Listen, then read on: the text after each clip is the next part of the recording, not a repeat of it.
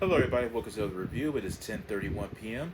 Came out of theater not too long ago after watching Fast 10. And without further ado, let's go ahead and discuss what I thought about this film. Very hard to believe that we are in the 10th installment of a franchise that ended quite perfectly with Furious 7 as it ventured into the spin-offs with Hobbs and Shaw. These films generate a significant amount of money along with having a very hardcore devoted fan base that is very much into these characters and the storylines, and my interest within the Fast and the Furious universe didn't come until Fast 5. The earlier films wasn't necessarily my cup of tea as I wasn't fully invested into the whole racing element along with the car lingo dialogue that the characters are participating in. So my interest came with Fast 5 as it deviated away from the car lingo and the racing dynamic, focusing more on the heist and the over the top action extravaganza, special effects, the explosions, the hammy one liners, the cringy acting. It more or less reminded me of the action extravaganza films that I grew up watching in the 80s and 90s with the likes of Schwarzenegger, Stallone, Van Damme, Jackie Chan, Steven Seagal. Those were my action heroes as a child, and those were the type of films that I wanted to emulate growing up as far as getting into the cinema format.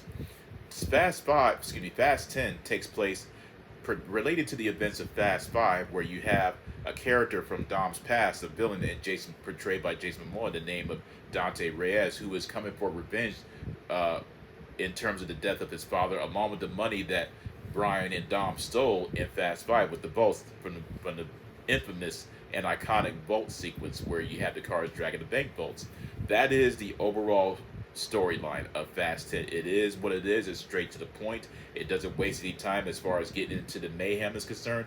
That's what it's all about, and that's what I've always enjoyed about the later Fast and Furious installments. It is simply all about the excitement, the adventure, and it's not requiring any type of real deep philosophical thinking from the audience. It knows exactly what the audience came for, and it's presenting it in its full effect from all across the spectrum. And so, when it comes to the overall acting, Jason Momoa as the villain Dante Reyes is was and is the highlight of this film by far. His performance is over the top, it's hammy, he chews every single scene that you see him in. He's creepy, he's flamboyant, he's charismatic, he's sinister, and I never knew that there was a part of him that was this fun. As much as I loved Aquaman, even enjoyed him in Game of Thrones, this is something that he really needs to be a part of and do more of when it comes to his acting, because he is by far one of the most funniest villains that I have ever watched on the screen, and I am there for it as far as these next two films that's going to be coming as part of the three-part series that Vin Diesel confirmed within this storyline. I'm all there for it, and I need to see more of Jason Momoa as a villain, because you'll know what I'm talking about. And this is a minor spoiler here, so I'm gonna give you guys a few seconds to kind of do whatever it is that you need to do before I go into the details about it. Okay, there is a scene in this film where it is so random and disturbing that you can't help but find yourself laughing in the sense of how amusing it is. You have Jason Momoa's character, Dante Reyes, talking to his dead minions while painting their toenails. It happens. There are no words to fully articulate how random it is, but it does happen. And I that's something that I really had to share when it comes to this review, because I have no words. I literally have no words, honestly. When it comes to the acting of Vin Diesel, Charlize Theron, Michelle Rodriguez, Tyrese Gibson, Ludacris, John Cena, Jason Statham, obviously you're not going to get any type of real tour de force Academy Award acting from either of those actors and actresses, other than Charlize Theron, who has an Academy Award for her performance in Monster. If you haven't got a chance to watch that film, watch it, please. It's fairly amazing. Uh, it is what it is. Whatever it is that you're going in to expect from Fast and the Furious, that's what happens on the screen. Just hammy acting, cringy one-liners, cheesy action, death-defying stunts that no normal human being would ever survive. Obviously, you just have to put it more or less, turn on your suspension of disbelief times a million. That's just the way it is.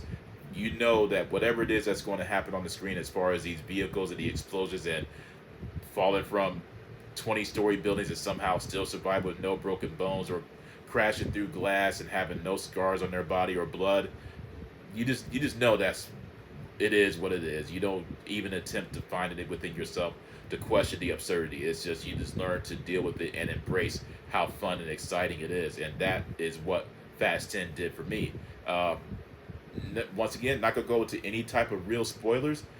Just be prepared that there are well, more or less, kind of one and a half, two scenes during the credits where it involves. There's two surprises. That much I will say. Uh, from an action perspective, it doesn't really make any sense how all this can happen, and the fact that they actually find a way to break the fourth wall to a degree where they poke fun at the concept of being able to survive all this mayhem and not have a scratch on them. They might as well be superheroes, but it's not to the point to where you find yourself disappointed, distracted, or even detracted, or just find it, or you don't really find yourself hating it. It's just it's fun, and the fact that the creators of this franchise understand their audience and say this is what we're going to present to them, and that's what it is. It's all about fun and excitement and the explosions and the adventure and the family connection. I don't know what's going to happen with these next two films. Very much looking forward to it, though, to be quite honest with you. That is my review of Fast 10. I'm going to go ahead and give it a 2 thumbs up, a 10 out of 10. Rank it up there with Fast 5, as Fast 5 is my favorite of the franchise, next to Furious 7. That is my review. I hope you all enjoyed it. Let me know in the comment section what you thought about it. If you have watched it, feel free to visit me on my Facebook and my Discord server if you're interested in joining. Be on the lookout for my next review, The Little Mermaid, that is coming out next week. Take care and peace out.